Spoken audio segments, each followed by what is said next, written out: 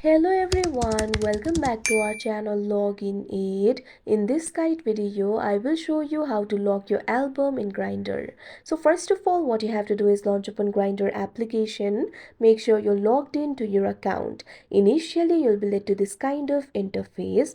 Tap on the profile icon that you can see at the top left corner of your screen.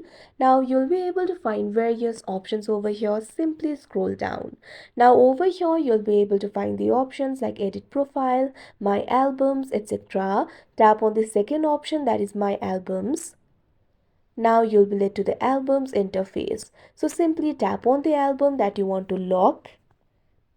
Now you can see over here, you'll be led to this kind of interface. You'll be able to view the album over here. So there's no direct way to lock your album. But if you do not want anyone to access the album, the key is not to share it with anyone. So if you've shared the album with any user, over here you'll be able to find the option for shared with. Simply tap on it. After that, you'll be able to see the users that you've shared the albums with.